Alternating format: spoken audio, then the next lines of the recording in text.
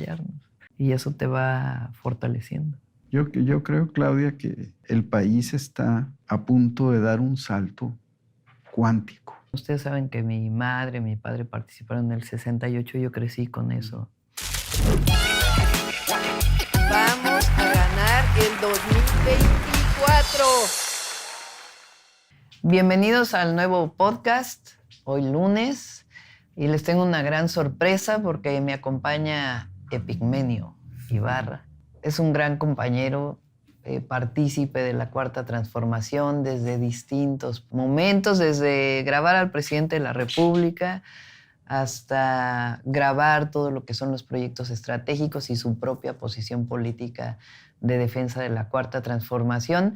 Pero pocos de ustedes conocen Epigmenio. ¿Cuál es su historia? ¿Cuál es su vida? ¿Cómo se forjó este carácter que vemos ahí todas las semanas con Ciro Gómez Leiva en el debate? Entonces vamos a preguntarle a Epigmenio que nos platique un poco de su vida. Yo me formé siguiéndolos, retratándolos. O sea, he tenido esta tentación de estar cerca de quienes hacen historia. Eso ha sido la norma. Pero tú fuiste reportero de guerra desde... Por eso, porque yo decía dónde se está haciendo la historia. Con el presidente tenemos claves comunes generacionales que nos definen. Si tú te fijas, uno, somos hijos de la derrota. Yo entré a la universidad en 1970. Eso era el páramo. Y entonces crecimos con un apetito de victoria y nos volvimos hiperpragmáticos. ¿Cómo vencer? La derrota por el 2 de octubre, el 68, la derrota por el 2 de octubre, la oscuridad. Autoritarismo, la oscuridad. Todo era oscuro. Sí, todo era oscuro, no había luz. No se podía salir a la calle. Por eso trabajaba en el INI con Salomón Ahmad. Y nosotros empezamos a hacer cine en las comunidades indígenas para el INI, en un gobierno. Ah, esa parte no me la sabía. Sí, ahí empecé. Una cosa que se llamaba Grupo Cine Labor. Y luego teníamos otra cosa que se llamaba Colectivo John Reed. Tiene usted una revolución, se la promocionamos. Sí, de John Reed, México Insurgente. Y entonces nos encontramos pues, con gente como tú, en las manifestaciones por Vietnam, por Chile. Es más grande que yo. Yo soy más grande. Te llevo 12 años. Sí. Pero es esa clave. Primero, el pragmatismo de la derrota y no conformarse con la derrota. Segundo, importantísimo, la teología de la liberación, que le da una dimensión profunda a la lucha social. Sergio Méndez Arceo, Monseñor Oscar Arnulfo Romero. Y tercero, importantísimo, el marxismo entendido como herramienta.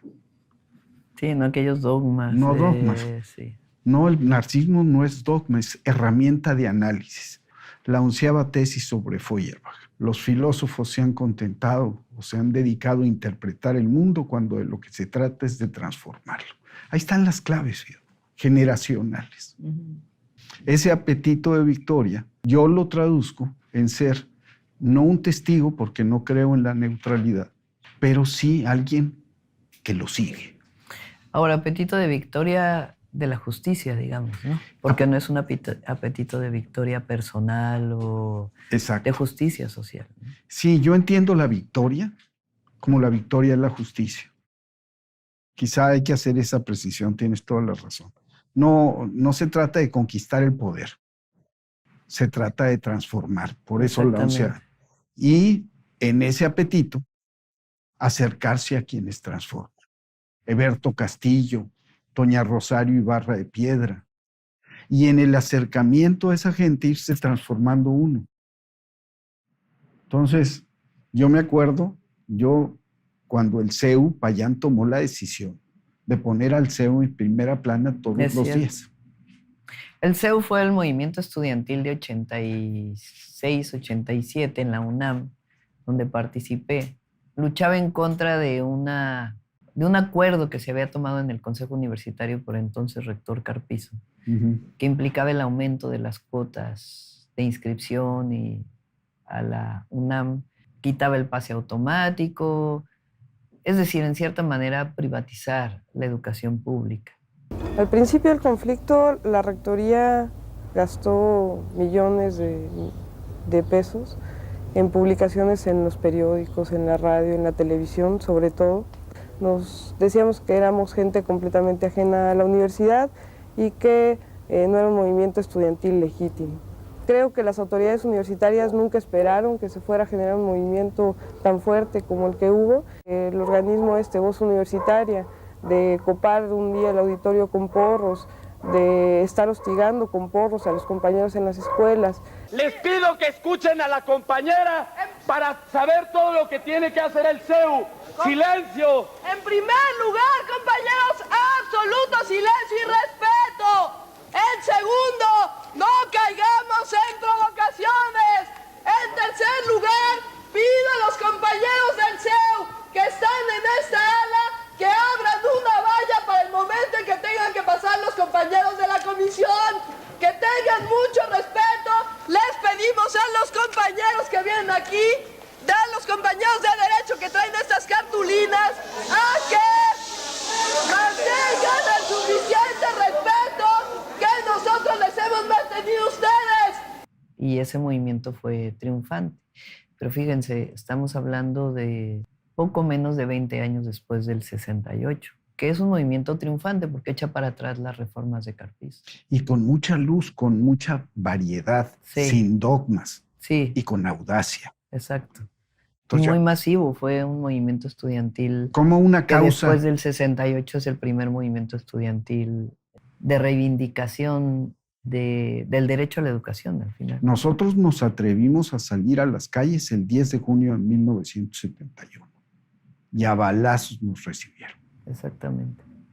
Yo estuve tirado no sé cuántos minutos, ya no sé, junto al Panteón Inglés, porque un halcón echó pie en tierra y nos disparaba.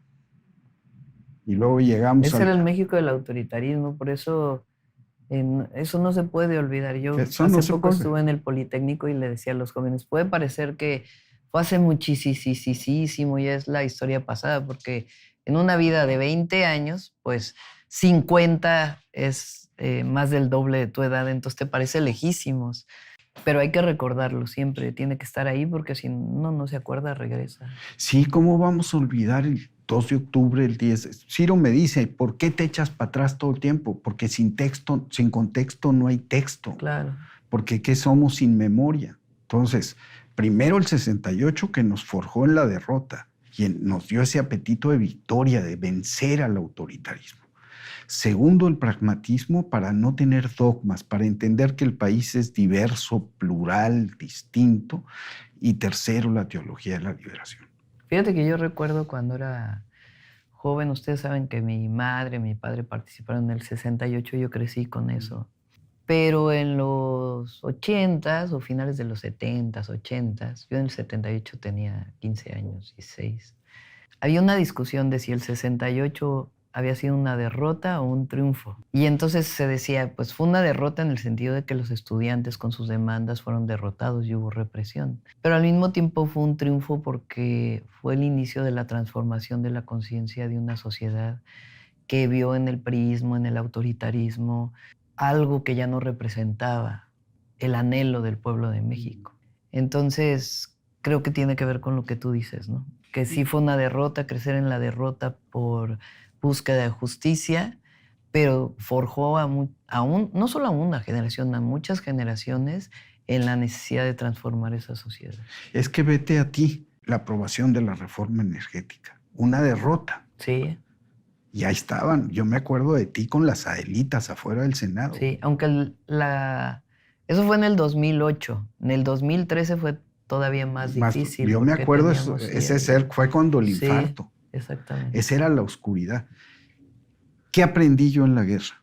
Que lo único que no es permanente es la derrota. Esa noción de una batalla final, eso no existe. Sí, no. Mientras tengas voluntad te puedes recomponer. ¿Qué ha enseñado la Cuarta Transformación? ¿Qué has enseñado tú? Que no importa cuántas veces te caigas, si tienes la capacidad y la voluntad de levantarte. Entonces el 68 fue una semilla. Exactamente. El 71 fue una semilla, la lucha contra el autoritarismo. Y aquí hay que destacar dos cosas fundamentales, dos aportaciones de dos hombres a la paz en este país extraordinarias. Les roban la presidencia a Cuauhtémoc Cárdenas. Yo me acuerdo, estaba yo en El Salvador, no estaba aquí, lo seguía de lejos, pero le roban la presidencia y este hombre, en lugar de llamar al alzamiento que hubiera sido un derramamiento de sangre, funda un partido político. Exactamente. Le roban la presidencia en el 2006. La crispación social era tal. Sí, el enojo, la tristeza que si podía haber provocado cualquier Yo me acuerdo cosa. esa marcha. Sí. Cuando llegamos al Zócalo, yo estaba filmando. Y la sensación es, vamos a tomar Palacio. Uh-huh. Y dicen, nos plantamos. Una manifestación masiva, pacífica. Sí, la posibilidad de conducir un movimiento a una transformación pacífica, electoral y de revolución de las conciencias, como él llama. Y yo, como vengo de la guerra, y ahí aprendí a mirar, pues lo que quiero para mi patria es paz. Claro. Y la paz con justicia es fruto de lo que ustedes han hecho todos estos años. Entonces, los dos son autores de este movimiento. Bueno, hay una dirigencia, hay que reconocerlo, pero privilegio. Coincidimos en un proyecto, por eso estamos juntos. Y aprenden a pensar. Entonces la gente dice, no entiende que esto no es una sucesión presidencial tradicional. Es un movimiento orgánico que piensa en la continuidad, porque el proceso es largo, se cuece lento, la justicia se cuece lento. Es que hubo una ruptura en el 2018 del viejo modelo a la nueva construcción de un nuevo país, o de un país, de nuestro país, México, pero la construcción distinta hacia la justicia. Y en ese sentido, por eso hablamos de continuidad y avanzar con la transformación. Y lo que es increíble es que se ha demostrado en estos 6 años, a pesar de lo que pensaban los adversarios, de que a todos le ha ido bien. Sí. Y por eso nos va a seguir yendo bien. Toda esta cosa de México será Venezuela, se va a hundir la economía. Yo he visto, y me emociona estar en los mítines y verte con la gente, veo con respecto al 2018 una sensación más profunda. En el 2018 había el arrebato. Ahora hay la serenidad de que el cambio se va a consolidar, de que seguimos, de que estamos en ruta. Y alegría, mucha alegría. Mucha alegría y muchos jóvenes. Mucha esperanza. Entonces, en la guerra ves otras cosas. La guerra es un crisol, ves lo peor y lo mejor de los seres humanos. Ves el heroísmo más excelso y la canallada más vil. No, pero la guerra no es La guerra opción. no es opción. No es opción. No es opción. Yo os digo que yo tuve el enorme privilegio. Fíjate nada más, pocos hombres tienen la chance de vivir victorias así. Yo filmé a las fuerzas del FMLN entrando a San Salvador desarmadas luego de un acuerdo de paz. Eso fue emoción. Y luego, en 2018, la victoria, entrar al Zócalo esa noche. Además, tú habías filmado el previo, ¿no? El previo, sí, lo seguí desde Tabasco. No estuve en Tabasco, pero lo filmé en el Zócalo. Lo acompañamos muchos años y luego hicimos Esto Soy. Y ahí dice, a Palacio a la chingada.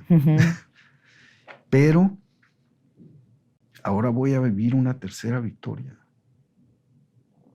que es doble, porque continúa la transformación y vamos a tener una presidenta.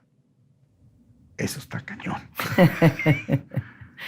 Eso sí, eso es para morirse a gusto. Es mucha responsabilidad, pero te lo decía ayer, yo estoy muy contenta, la verdad, muy, muy agradecida además con el apoyo y todo eso te llena para hacerte todavía más responsable con la tarea que nos está tocando vivir. Es abrumador, ¿no? Es abrumador, pero al mismo tiempo te genera certezas de que vamos por el camino correcto. Si la gente te lo está diciendo. Sí. Y me dicen, no vayas a traicionar, tú tampoco tienes derecho a fallarnos. Y eso te va fortaleciendo. Yo creo, Claudia, que el país está a punto de dar un salto cuántico. Ya lo dio el 2018, Sí. pero ahora es una revolución más profunda y es una revolución única en la historia porque se produce en libertad Sí, y sin violencia, con democracia. con democracia, aceptando las reglas de la democracia. Aquí sufragio efectivo, no reelección. ¿Tú sabes Eso para nos qué marca sirve el poder? históricamente. ¿Sabes a qué te obliga el poder? Y eso me parece extraordinario. Es un gran orgullo poder seguir a gente que apuesta a hacer la revolución en paz, en democracia y con libertad. Sí. Por eso es el humanismo mexicano. Por Sí. eso en esas dos palabras está reflejado nuestra historia Ujú. y la reivindicación de los mejores momentos de nuestra historia, y al mismo tiempo es humanista en todo el sentido y Sí, democrática. Es el fondo. Ahí me ligo con la teología de la liberación. Sí, Un sentido de profundo acercamiento al ser humano. Tú lo dices cuando citas al Papa. ujú. Sí, No puedes mirar hacia abajo si no es para levantar. sí.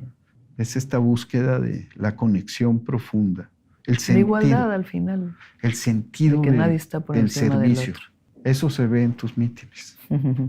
Por eso te apapachan, te apachurran, te abrazan y te exigen Así es. con alegría. Pues ya conocieron más a fondo a Epigmenio, para que vean que en la 4T tenemos grandes hombres y mujeres. Abrazo a todos.